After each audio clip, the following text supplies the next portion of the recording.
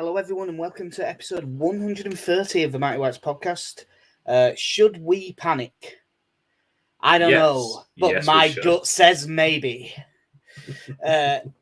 This is the first time in a long time as a Leeds fan. I think we've been, as a fan base, truly worried.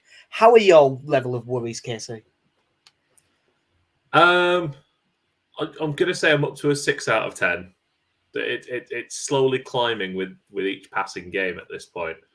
Obviously, I'm a lot calmer than I was immediately after the Southampton game because that was dire. And I don't want to dream of a world where we ever play a game without Rafinha and Calvin Phillips again. Well, you're going to get half of that nightmare tomorrow. Yeah. It was... We'll just get straight onto it. Obviously, everyone has managed to get past the emotional, just gut punch response that we all had to that game. And you can be a little bit more analytical about it now. Think about it tactically, think about what went wrong. And I think that what went wrong against Southampton is we were fucking awful. Yeah. Do you think coming out of that game, we haven't given enough praise to Southampton and the way they pressed us? No. Or were we god-awful? We were god-awful. Fair enough, I agree. They did press well. They played. I would go as far as well. I wouldn't say they had a fair few players playing 7 out of 10, a couple above that, and Salisu was excellent. But I don't think they were brilliant by any stretch. I think it was much more on us being terrible than it was them being good. No. Sometimes you get games where you just get, I always use this as an example, but when the Arsenal team with Henry and were putting 4 and 5 past us and getting applauded off basically at Ellen Road, that's because even though we were a bit crap, everyone knew, we could have been excellent today. We'd have still got beat 3-0. This is nothing like that. We were just shite. No, we did not seem to be able to retain the ball in our own third, which just killed anything we tried to do. Rodrigo was anonymous, but for the most part, what did he have to work off? The ball never made it that far. I can't remember a time when I've seen, either the defense or Dallas or players like that just giving the ball away so easily. It's just, it was just a combination of just missing everyone. Junior Firpo's value has gone up after that game, though. I'll give him that. But unfortunately, so did Gianni Alioski's. Oh, yeah. Christ. No, it was so disheartening, and you looked at the team, and it was quite hard to be positive looking at it. Rodrigo's not been playing particularly well this season. Dallas hasn't been playing well this season. The vast majority of people don't want to see Tyler Roberts play. I was going to say in midfield at first, but I think the feeling has shifted to play. No one likes it when we go to a back three. There was very little to look forward to. And then obviously finding out that Phillips wasn't going to make it for the game, that Rafinha was being rested. And I think it was kind of worse that they were both there and the cameras just every time we were terrible and just hiked the ball out of play or something. Look, Calvin Phillips is here. And he's not playing. It seemed to be rubbing it in a bit. See, he wouldn't have done that. Yeah. It is a mitigating factor that we were missing. It isn't just that we had 6 first-team players out. It was 6 major first-team players out. But I would want to see a better performance than that if we'd put out 10 of the under-23s. Really, there was just... It's been something that a lot of people have said. And if you don't count sort of a couple of the cup games where we've put out really weak sides, in the league, do you think that was the worst performance we've had under Bielsa? Yeah, I mean, ultimately, I was amazed that we still came out with that game with more possession than them because it didn't feel like it. I think that's a lie. I mean, it wasn't the usual levels that especially like in the championship days when where we were regularly racking up 60%, but it was coming out 55%, but it certainly didn't feel that way. No shots on target. And your two best chances were Dan James knocking the ball over an advancing keeper and knocking it wide, and Jack Harrison having a shot blocked. Yeah.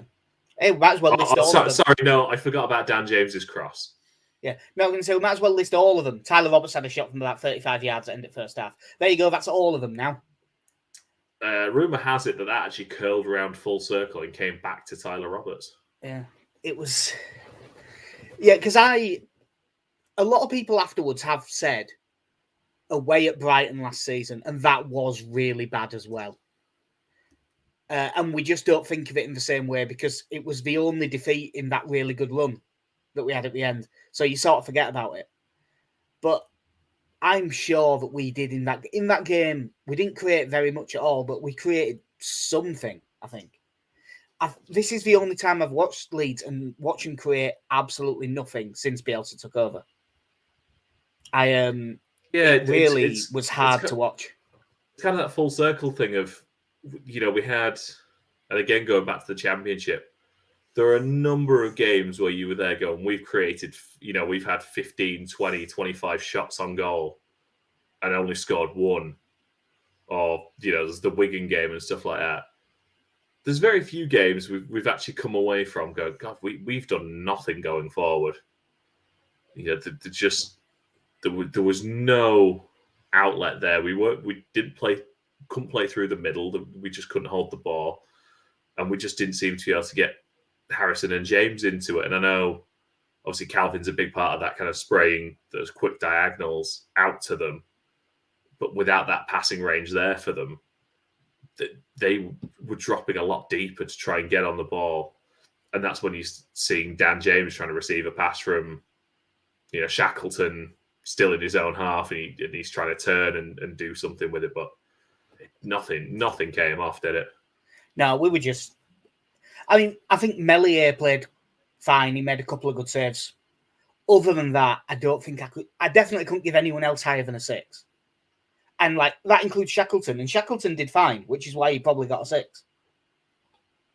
It was just terrible. But we are generally poor in that 3-3-1-3 formation. Not this poor, but generally poor. We'll jump straight on because there's no point in banging on about that game. We won't be playing that formation tomorrow. We don't know for certain, but Wolves nearly always play 3-4-3, so we'll be playing sort of a 4-4-2. And that means that I reckon Twitter might literally go down due to the traffic at 2 p.m. if Leeds' 2 up top is Rodrigo and Tyler Roberts. Yeah, unfortunately, you've got... I mean, again, I will defend Tyler Roberts in terms of just putting him in because I feel sorry for him in a sense because he's a player who, under Bielsa, has shifted between this 8 and playing as an 8 and playing as a striker. But, in the last couple of years, it's mostly been as a centre mid. But that's all been sub appearances. I'd love to see how many times he's actually started at centre mid or how many games he's played more than 30 minutes at centre mid because I don't think there's many. I would think it's probably more than we both think. But I don't know. Bear in mind, Bielsa very rarely makes subs. It's just one of those things where now he's back to playing as a striker, which at least the good thing I think between the two of them is at least if you're going to have Rodrigo dropping off, you'll still have Tyler Roberts there leading the line. Well, in theory, that's what works better about this formation. I know that there was a lot of things that weren't good up at Newcastle. But going forward, we played some really nice stuff, and it was Rodrigo dropping off the front. admittedly with Bamford, but dropping off the front and being able to drop in, because this is the one formation we play where he can really play as a 10, because he can drop off a striker and be in front of the midfield. He can drop in and help out in midfield a bit, which I know he's defensively not that great, but he's better than having no one there. And he also can get on the ball facing the goal rather than with his back to it and really go at things. So in theory, this will suit him. But I just... it's reaction rate and it's get Eddie in and play the kids and it's all of those things that everyone says. But I genuinely would start Joe Gelhardt up front in this game. When we've still got no Bamford, I don't think it works with Rodrigo and Roberts, because the thing is, with the way Roberts has been playing, he will also be dropping off the front and dropping into the exact same spaces that Rodrigo does. And they'll just get in each other's way. And Gelhardt does drop off as well. But I think that Gelhardt is more likely to take on board that, no, you are playing up front. And he's given loads of interviews talking about how Bielsa's been telling him, watch what Patrick Bamford does. That's what we want you to do. So I don't think for a second it'll happen, but I legitimately, hand on heart, think the right thing to do is start him tomorrow. I'm not quite there yet, but there's also about 5 of them I don't want to start either.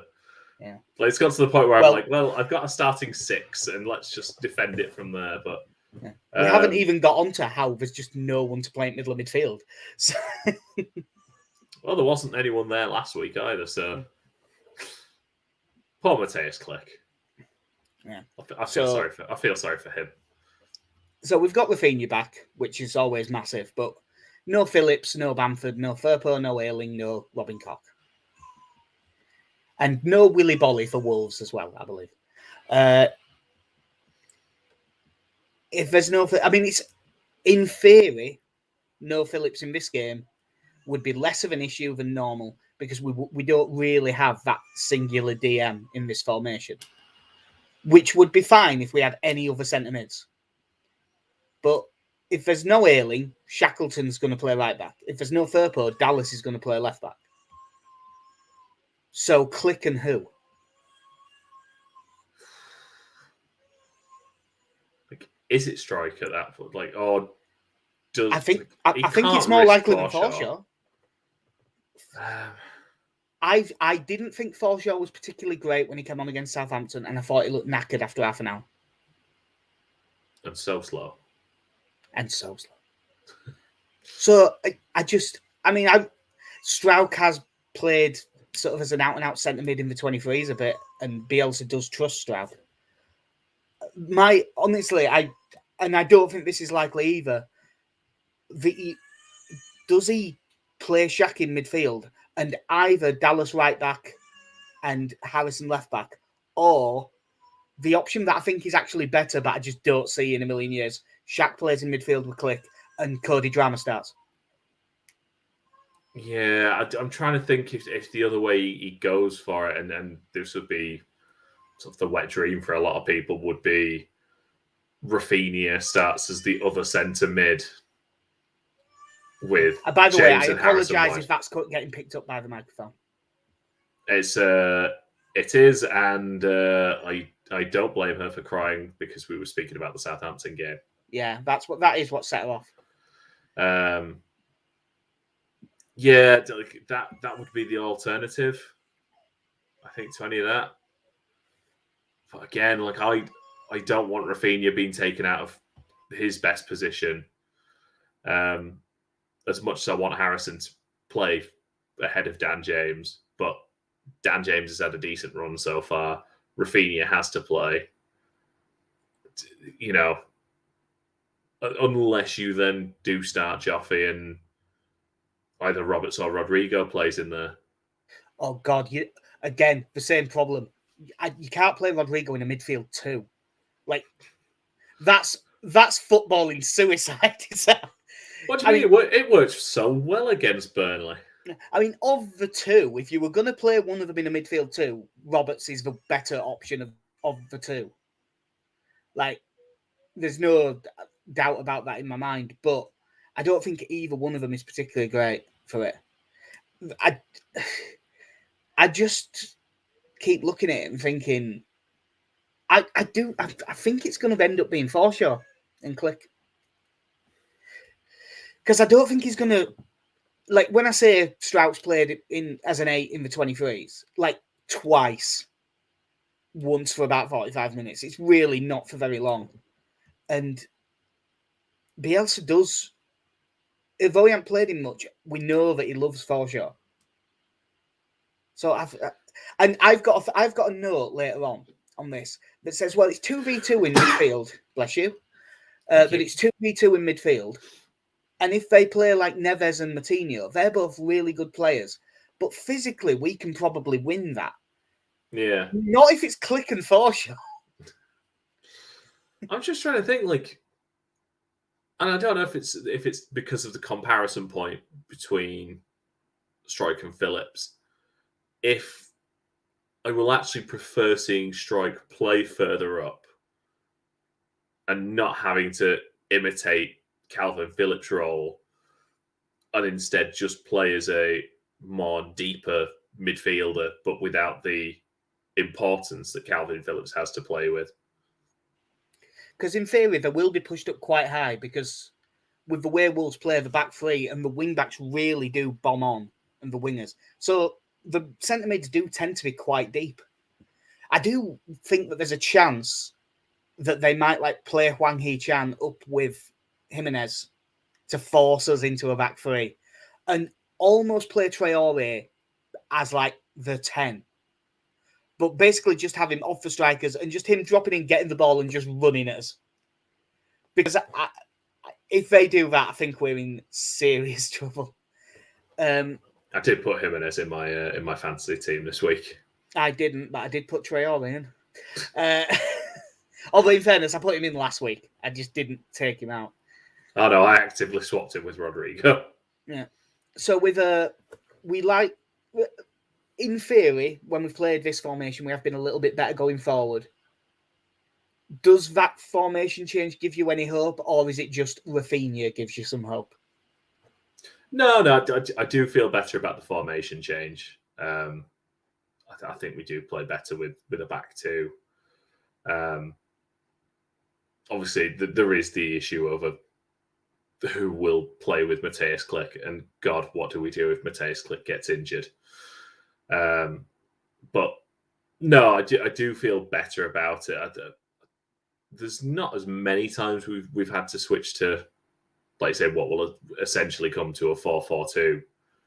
But I think for the players that we have, it better suits us. Yeah, well, I'm really hoping that happens. I just keep coming back to man marking system, Adama Traore, and look, I don't think there's a single player in the league like Saint-Maximin is brilliant at it, but like the numbers, he's streets ahead of everyone. I don't think there's a worse player you can be in a man marking system against than Adama Traore. Because it's not just that he's good at beating a player. Because, as I say, in the final third, I don't think he's got enough composure and stuff to be right at the top level. But he is just going to get away over and over and over again. If he's playing on the right and he's up against Dallas, if he kicks it past Dallas and runs, he's knackered. If he goes to the other side and he's against Shackleton, I mean, he's quicker than Shackleton, and Shackleton's quick, but Shackleton's also going to get shoulder barged into the East stand upper. Like, if he happens to wander into the middle, he's going to find a big gaping hole.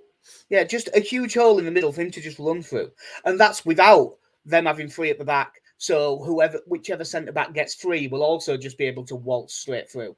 Like theirs will be Kilman, Cody, and Romain Saiss probably because they've got a couple of defensive injuries. I know Dendonker's played at the back as well, but not so much since he joined Wolves. Yeah, look, I could see Romain Saiss just coming out with the ball and coming through midfield and causing us all kinds of problems. Roberts and Rodrigo just looking at each other, just going, I don't know. Yeah, and Max Kilman must be good on the ball because they signed him from being like an international futsal player, didn't they? Yeah, So by definition, he must be good. Was it Max Kilman that was also a model, or was that someone else? Maybe. Again, I don't know, but my gut says maybe. Because I remember them talking about it last year. Yeah, let's see if he's. I think he's a good-looking lad. I don't know if he's a model. I just like that. Matt Kilman is of Ukrainian descent and attempted to play for the Ukrainian national team, but that was ruled out by FIFA. He's definitely got 25 England caps at futsal, so I haven't made that up. Yeah. Oh no, that was someone else. It's Owen Otasoe. Oh yeah. Right, yeah. Different person. Different person entirely. Model for Burberry. What would say? That back three, Kilman, Cody, Romain Saiss.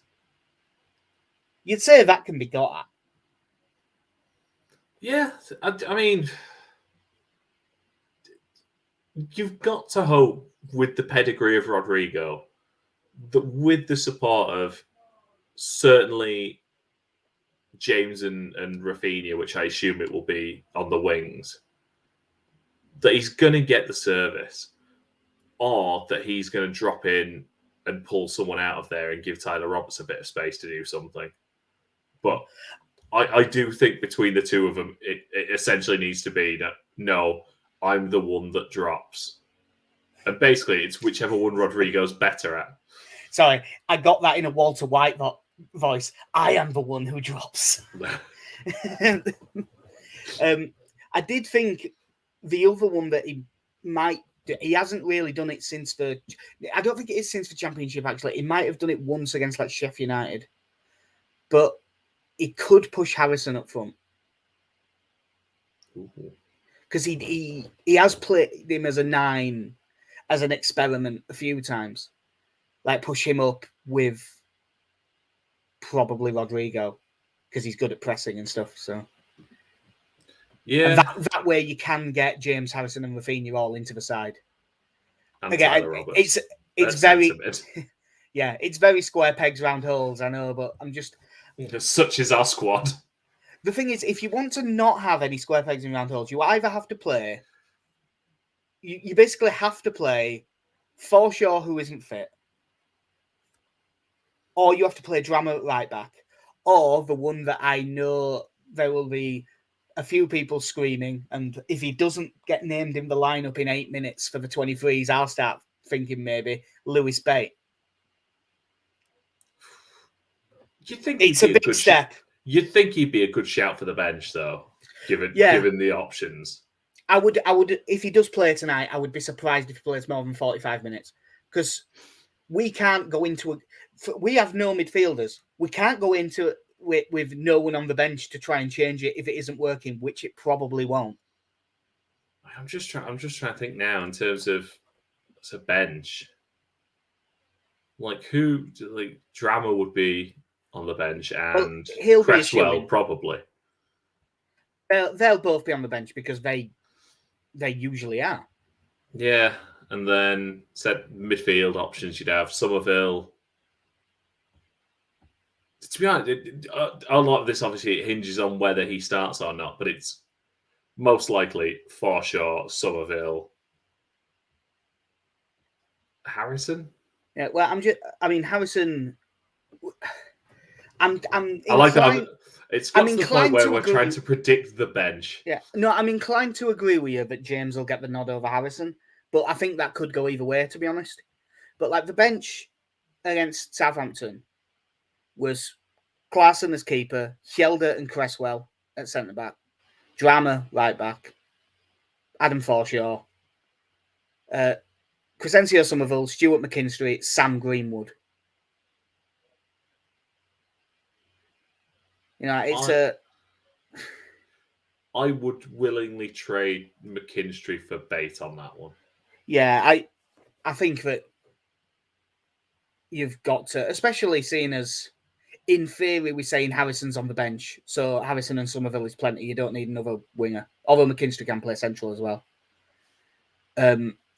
Obviously, it depends, but you're just looking at this and going, Right, I'm only going to say it once. We're not going to focus on it. How the fuck did we not buy a centre mid? Don't mention squad depth. Don't mention squad depth. Don't mention squad depth. Ah, damn it. Yeah. There's. I mean, hell, even rather than Rodrigo and Roberts, I'd rather play Sam Greenwood up front with one of them. But if I'm picking one of them, I'm picking Gellert. Both. No, are we going full? I might do it on Football Manager in half an hour or so. Because that's my news. If I'm going to do it properly, I have no control of transfers. Victor Orta decides everything. Can't wait for him to sell Calvin Phillips in the first window.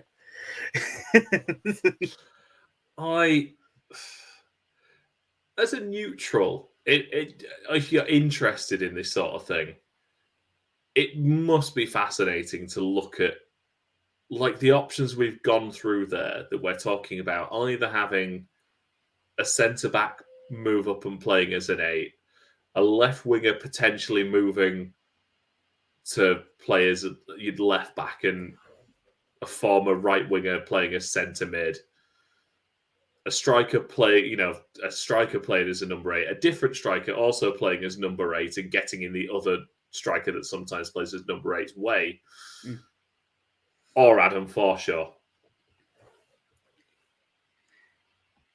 Yeah, it is.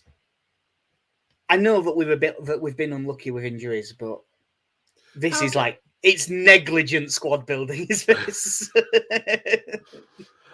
I'm trying to picture Jack Harrison dealing with Traore, like,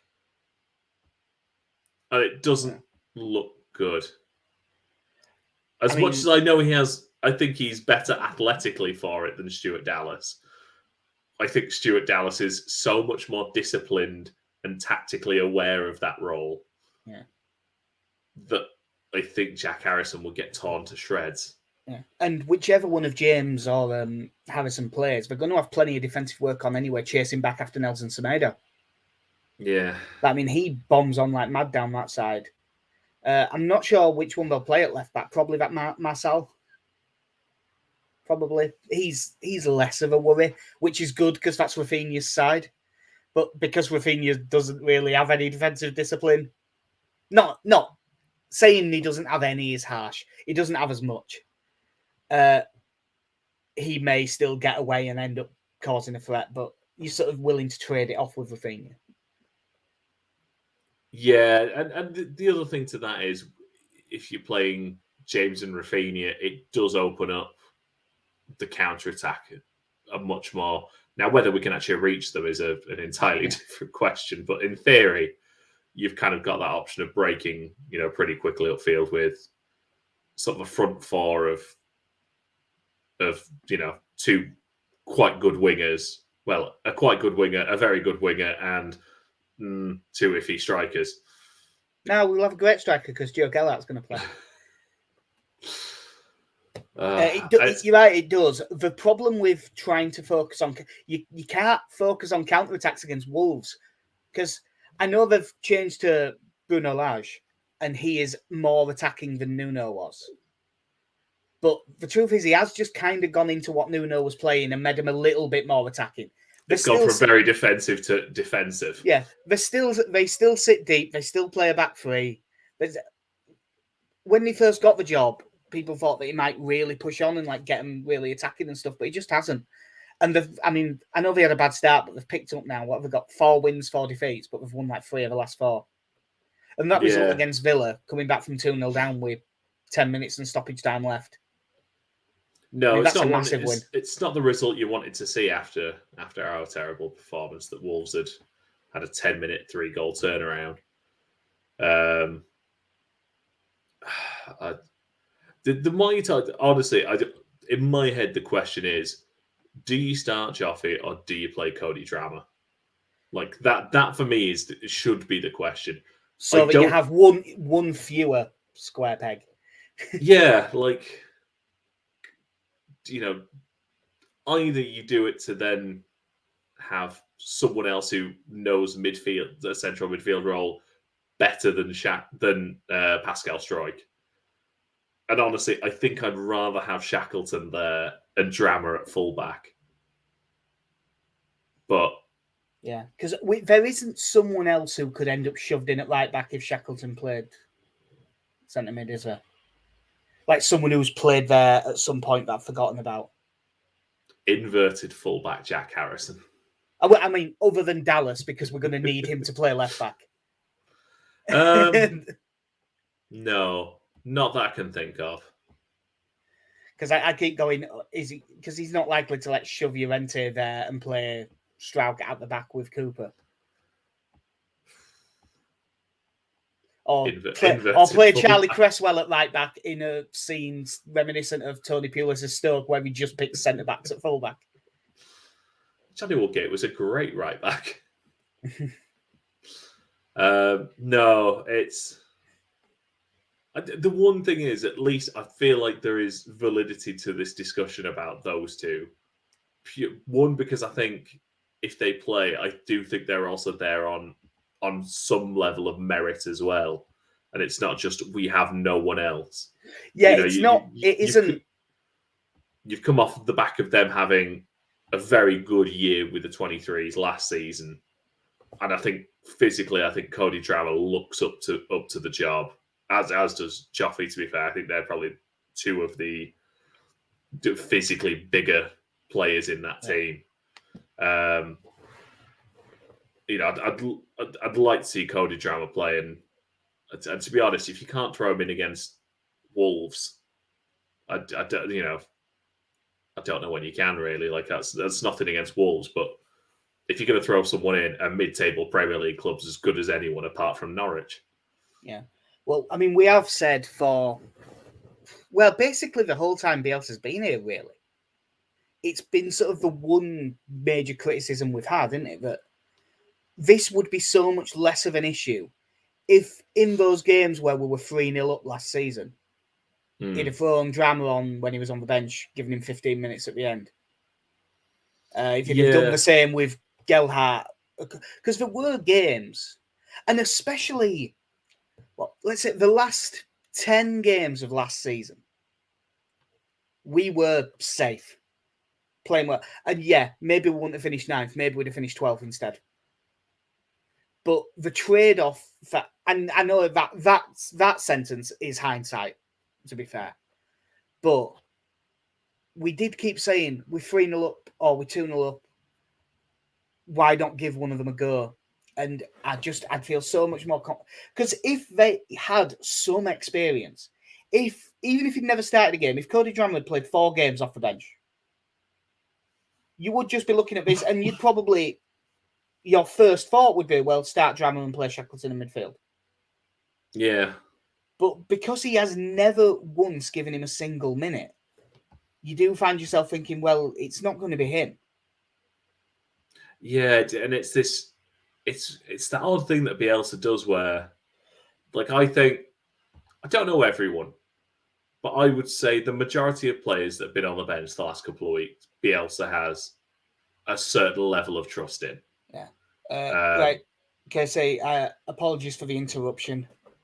Under 23s, Clarkson in goal, Harvey Sutcliffe at right back, Chris Moore and Nolan Kenny at centre back, Leo Hjelde playing left back, according to this. That might be the other way with Moore. It depends. Jack Jenkins and Lewis Bate in the middle of midfield. So I'm hoping Bate only gets 45 minutes, but that rules him out of the Hail Mary start. He might be in the squad. Miller on the right, Somerville on the left. He'll probably get 45 minutes. Sam Greenwood behind Max Dean. So Gelhardt is not involved at all. Cody Drammer is not involved at all. Cresswell not involved at all. Yeah. It gives a bit of a chance for the Drammer theory. Yeah. I mean, and for Gelhardt as well. That's the funny thing with Bielsa is what, like, as you said, I don't think he's given young players enough minutes off the bench to just kind of get a feel for Premier League football a bit. And like you say, if Drammer had played made 4 sub appearances and got an hour or so under his belt, you'd think, yeah, that's fine, chuck him in. But you also have the opposite side of Bielsa, who just one day just went, yeah, Robbie Gotts will play the middle of midfield against Arsenal. Daniel Huggins is going to play 45 minutes against Arsenal. That's the other thing that could be really frustrating. If he does, and I know that the league is far more important, but if he doesn't give them the chance, and then he does give them the chance at the Emirates on Tuesday. Yeah. And I know that it's... Normally I'd say, yeah, I know it's a risk throwing kids in, but when the other options are as sparse as they are, I think it's a bigger risk not giving a couple of them a chance.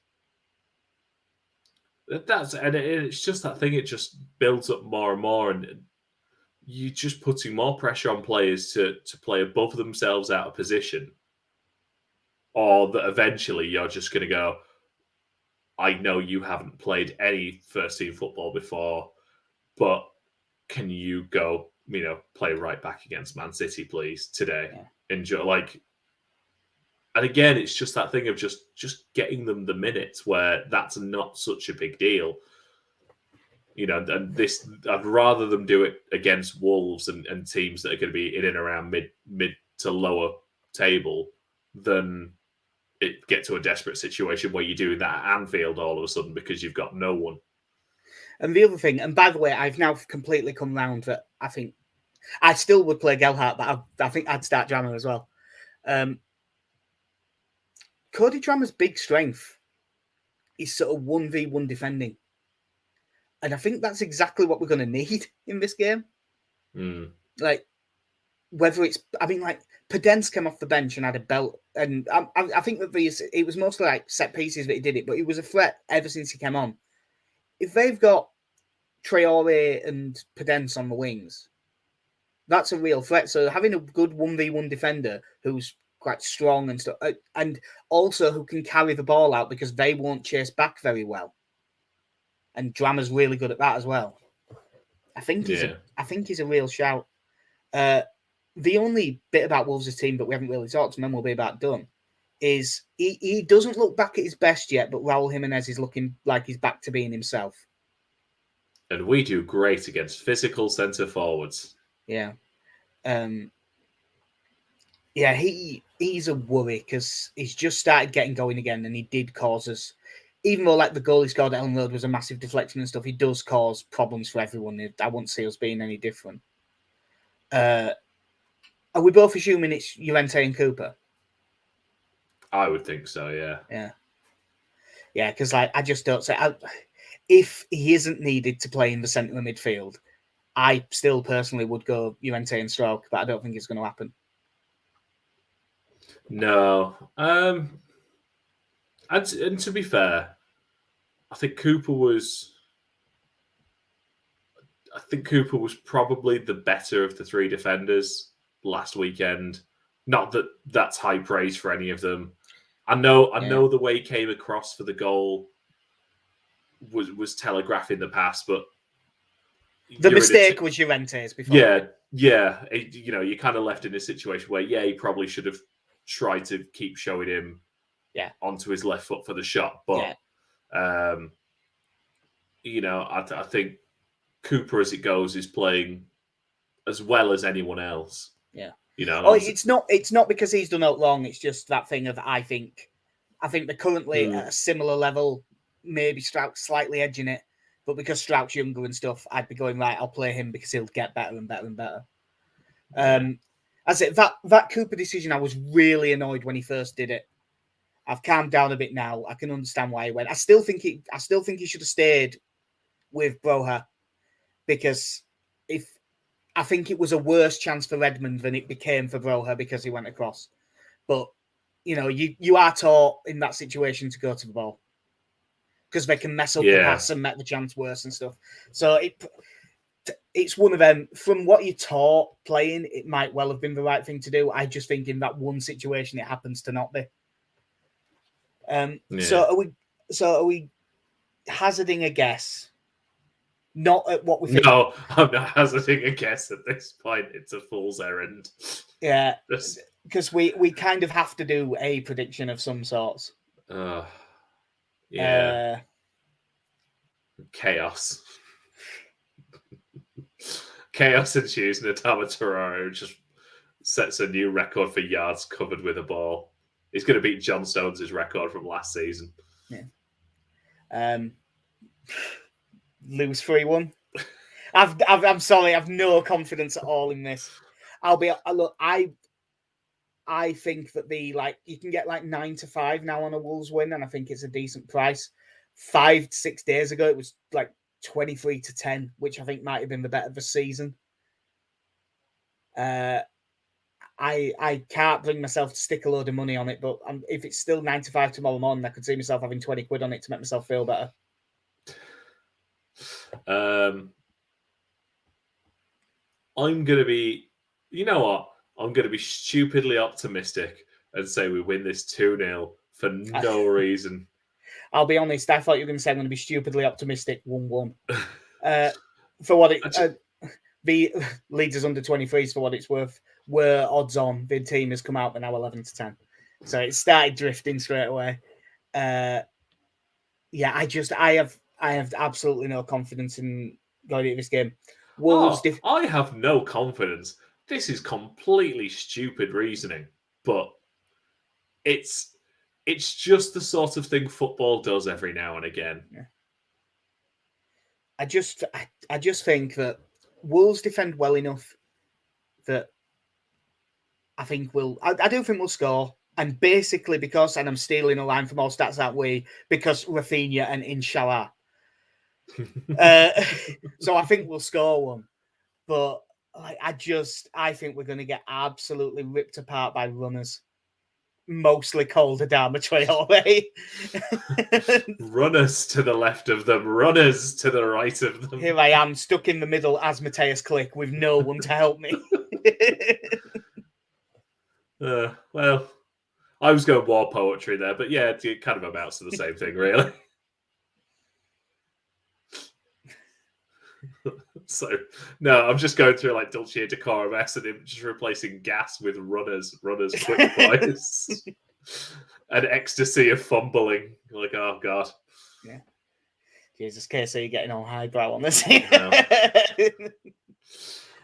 Listen, I've got that C in English literature GCSE, and damn it, I'm going to use it. Once a year for the rest of your life, you're going to use it. Well, yeah, that will do us. I am very negative at the minute, and I don't want to be. I am awaiting next week's podcast title of who is replacing Marcelo Bielsa at Leeds United. Not because I want him to go, but because I must admit, I was on about this the other day with a guy I know in pub. I know that we knew that this was a big possibility coming into the season. I would be amazed if Bielsa's here next season. And I know we've said this before, but I think this is his last one. I can't. Whether we stay, if we finish 15th, that's the end of progress, and I think that'll be where he calls it. Yeah, he's got his eyes on that Europa Conference League still. Maybe they'll turn it into being like the Intertoto Cup and you have to apply to be in it, so we might get in with 15th. Ooh. Are we getting in on fair play? Well, I mean, how fair is it to just let people run through the middle and score? I mean, he did it against Villa. He's done it about 20 times this season. I mean, we're an award-winning fair play team. Yeah. We're the fairest of all the play. Yeah. Yeah. So I'm just hoping that this goes well. Normally I would say I'm going to watch the under-23 game now, but because there's a Premier League game on tonight, they're not allowed to show it. Which is a stupid rule. Because if Arsenal and Villa lose 600-700 viewers to the Leeds under-23 game, oh no. To be fair, those 600-700 will probably watch a better game. Oh, the 23s are the best team to watch in the country by a mile. I mean, how many teams? Looking forward to them. They were 2-0 up and battering Everton last week and got beat 4-2. That's entertainment. Yeah, the defending of under-23s football at times leaves something to be desired, but especially when you take the defenders away. Yeah, the defending in the under 23s really needs something to be desired. So I'm strongly advocating we pick one of our under 23s defenders and start him tomorrow. Yeah. And also a striker. And also Lewis Bay. I'm not about throwing the kids in, but those are 3 good kids. Yeah. Fuck it. Start Archie Gray. No, you've gone too far now. No. I thought we were going to avoid getting the Greys in. Right. Well, that will do us for episode 130. We're on Twitter at Mighty Whites Pod. Website's mightywhitespodcast.com. Podcast goes out pretty much everywhere except Aircast. The stuff we write goes up on Through It All Together. Admittedly, that is getting very few and far between due to time constraints. But I did manage to put some up last week. Hopefully, I might be able to get me. To be honest, next week, I'm working until like 4 o'clock in the morning. So it depends how busy work is. If it's quiet, I might just write something because I'm bored. But unfortunately, it's never quiet. It also means I can't go watch this play Arsenal under 23s, which is really annoying because I was quite looking forward to that. You know we're still live, right? Yeah. It was just very conversational towards the end. It's just like no. It was just a thought that came into my head, and I might as well say it because we've got past 45 minutes now, which is okay. So yeah, I've been Jack. See ya. I've been KC. I'm tired. Who would say something like so stupid as someone else's name at the end of a podcast? Yeah. Come on, Jack. I am officially tired. I haven't slept very well. You heard my screaming baby earlier. That's not an isolated incident. I'm struggling a bit today. Casey, you do it. And I'm Casey. I've been Connie. I'll see you later.